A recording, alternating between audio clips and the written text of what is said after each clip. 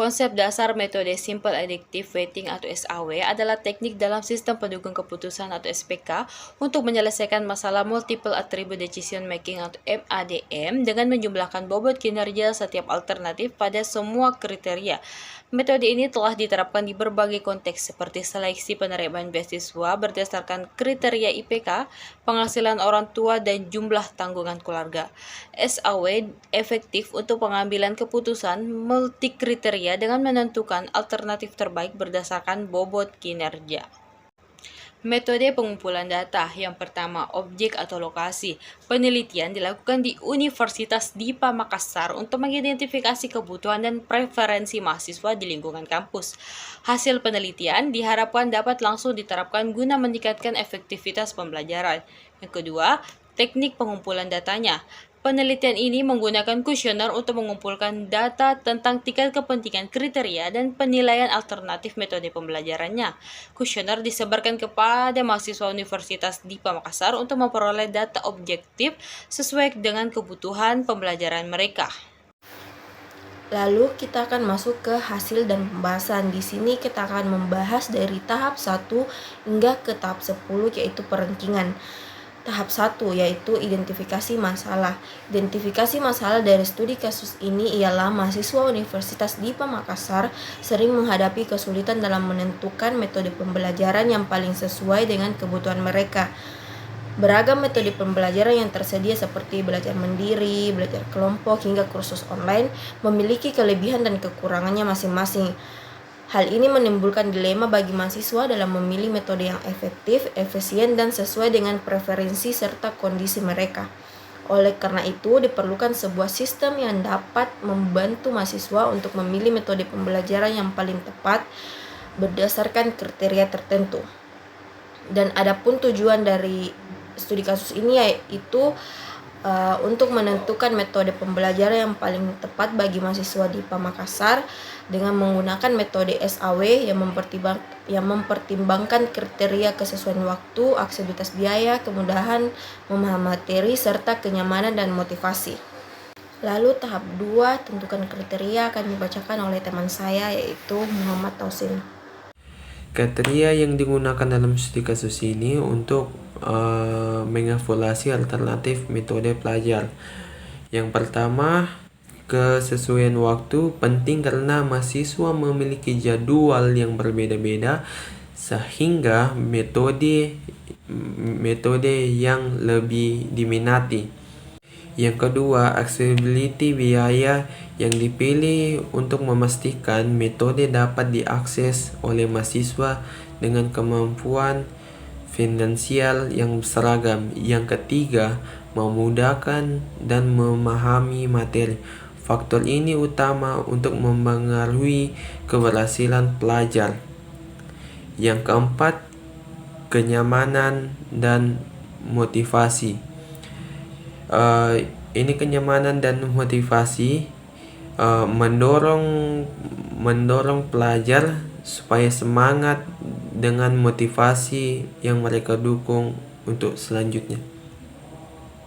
Alternatif yang digunakan dalam studi kasus ini meliput berbagai metode pelajaran yang dapat diterapkan oleh mahasiswa. Yang pertama, belajar mandiri. Banyaknya mahasiswa memilih belajar sendiri karena fasilitas dan biaya yang rendah.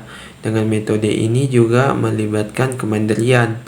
Yang kedua, belajar kelompok memberikan kesempatan untuk bertukar ide atau bertukar pikiran dengan diskusi dengan teman-temannya. Yang ketiga, les privat memberikan pelajaran yang lebih personal dengan menampilkan langsung dari pengajar. Yang keempat, kursus online dalam waktu yang tepat serta banyaknya tersedia berbagai biaya bervariasi. Yang kelima, membaca buku. Ini kenapa kami memilih membaca buku? Caranya tradisional yang yang tetap relevan untuk mendalami materi secara dalam. Yang keenam, mengikuti webinar. Memiliki prioritas untuk menambah wawasan dari membaca ahli dan biaya yang relevan terjangkau. Yang ketujuh, menonton video pelajaran. Sering sekali disukai mahasiswa karena bisa dinonton berulang-ulang kali dan bisa juga diakses kapan saja. Yang ke-8, diskusi formal memungkinkan mahasiswa bertanya dan berbagi ide dengan komunikasi baik daring maupun luring. Yang ke-9, menggunakan aplikasi pelajar memanfaatkan teknologi belajar dengan secara terfal dan menarik. Yang ke-10, mengikuti kelas tatap muka. Metode ini yang terap referensi karena langsung dengan pelajar atau dosen tersebut. Lalu tahap 3 yaitu tentukan kriteria bobot. Penentuan bobot kriteria dilakukan dengan mengumpulkan pendapat responden melalui kuesioner.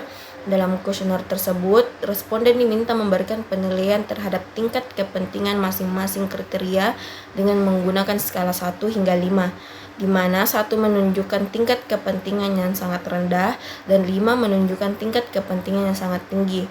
Maka dari itu didapatkanlah bobot untuk setiap kriteria, di mana kriteria kesusahan waktu bobotnya 78, kriteria aksesibilitas biaya bobotnya 72, kriteria kemudahan memahami materi bobotnya 77, dan kriteria keempat kenyamanan dan motivasi bobotnya 78. Selanjutnya kita masuk ke tahap 4 yaitu normalisasi bobot kriteria. Dikarenakan total bobot kriteria tidak sama dengan 1 atau 100%, maka akan dilakukan normalisasi dengan menggunakan persamaan 1 rumus normalisasi bobot, di mana kita akan membagi total dari keseluruhan bobot dibagi dengan bobot pada setiap kriteria. Sebagai contoh, kita akan menormalisasi kriteria pertama yaitu kesusahan waktu. 78 dibagi 305, maka dapat dihasilkan normalisasi bobotnya yaitu 0,256. Dan untuk menghitung normalisasi bobot pada setiap kriteria 2, 3, dan 4 dilakukan hal serupa dengan menggunakan persamaan 1 rumus normalisasi bobot. Selanjutnya tahap 5, beri nilai kriteria alternatif. Penentuan nilai alternatif dilakukan melalui penyebaran kuesioner yang diisi oleh mahasiswa Universitas Dipa Makassar. Kemudian dilakukan perhitungan rata-rata nilai alternatif untuk setiap kriteria dengan menggunakan persamaan 7, yang dimana total setiap alternatif dibagi jumlah responden. Di sini telah kita dapatkan jumlah alternatif. Untuk alternatif pertama yaitu belajar mandiri didapatkanlah 62, lalu jumlah respondennya itu 19 orang, maka 62 ini dibagi dengan 19, maka didapatkanlah hasil akhirnya atau nilai rata-ratanya yaitu 3,6. Nah, untuk menghitung nilai kriteria pada setiap alternatif juga dilakukan hal serupa menggunakan persamaan 7, yaitu rata-rata nilai alternatif pada setiap kriteria. Tahap 6 dan tahap 7. Tahap 6, normalisasi data alternatif. Pada studi kasus ini, nilai untuk setiap alternatif kriteria sudah berbentuk normal, sehingga tidak perlu dilakukan tahap normalisasi lagi. Tahap 7, hitung rata geometrik. Pada studi kasus ini, tidak terdapat subkriteria, sehingga tidak perlu menghitung rata geometriknya. Tahap 8, menghitung matriks ternormalisasi. Kriteria K1, K3, dan K4 bersifat benefit. Jadi rumusnya ialah RIJ sama dengan XIJ per MAX1. Contohnya RP1K1 sama dengan XIJ per MAXIJ. Di mana kita cari MX1J, yaitu kita dapat melihat tabel K1 berisi 3,6. Sedangkan MAXIJ kita dapat melihat pada tabel paling bawah terdapat nilai 4,3. Jadi kita memasukkan nilai tersebut pada rumus. Jadi rumusnya ialah RP1K1 sama dengan 3,6 per 4,3 sama dengan 0,837. Kriteria K2 bersifat cos. Jadi rumusnya ialah RIJ sama dengan min IJ per XIJ. Contohnya ialah RP1K2. Kan tadi di atas kita menggunakan K1, jadi kita sekarang menggunakan K2. Sama dengan min IJ per XIJ. Di mana kita mencari min IJ? Kita dapat melihat tabel paling bawah terdapat rumus MIJ berisi angka 2,2, sedangkan XIJ kita melihat tabel kriteria K2-nya berapa. Tabel K2-nya berisi 2,2. Jadi min IJ per XIJ sama dengan 2,2 per 2,2 adalah 1. Jadi hasilnya ialah 1. Begitupun selanjutnya. Kalian dapat melihat hasil dari matriks ternormalisasi menggunakan rumus di atas. Dari perhitungan tersebut, maka dapatkanlah hasil matriks ternormalisasinya yang dapat kita lihat pada tabel ini. Selanjutnya yaitu tahapan 9 menghitung nilai referensi yang diperoleh dengan menjumlahkan hasil perkalian antara nilai normalisasi setiap alternatif. Dengan bobot kriteria dengan digunakan persamaan rumus 6 nilai referentasi. Contohnya seperti V1 0,256 bintang 0,837, 0256. Ini diambil dari bobot K, dan untuk 8,37 diambil dari nilai matriks ternormalisasi, yaitu alternatif P pada kriteria K1 lalu ditambah 0,256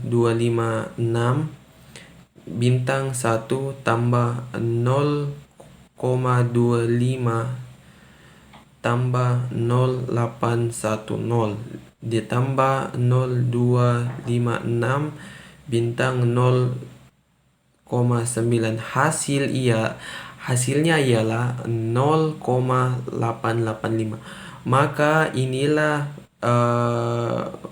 frekuensi V1 dengan untuk menghitung V2 hingga V10